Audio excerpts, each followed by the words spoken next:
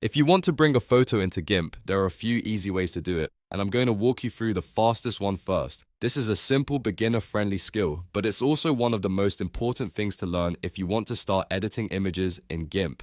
Whether you're opening a single photo for quick edits or dragging an image straight into the workspace, the process only takes a few seconds. And if this tutorial helps you out, make sure to hit the like button and subscribe for more easy software guides just like this. Let's get into it. To open a single photo in Gimp, start by launching the Gimp application on your computer.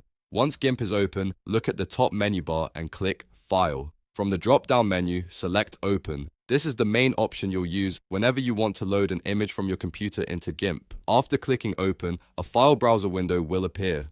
Now browse through your folders until you find the image you want to edit. Click once on the photo to select it, and then click Open in the bottom right corner of the window.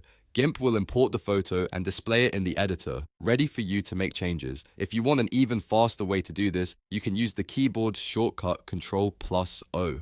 This is the shortcut for open, and it works the same way as going through the file menu. Just press Ctrl and O at the same time, then choose your image and click open. If you use Gimp often, this shortcut can save you a lot of time. There's also another super simple method. You can drag and drop an image directly into the Gimp window. Just locate the photo on your desktop or in a folder, then click and drag it into Gimp. Once you release it, the image will open automatically. This is a great option if you don't want to go through the file browser at all. So to recap, the 3 easiest ways to import a photo into Gimp are using File and Open, pressing Ctrl O, or dragging the image directly into the Gimp window. All 3 methods get you to the same place, so you can choose whichever one feels most comfortable.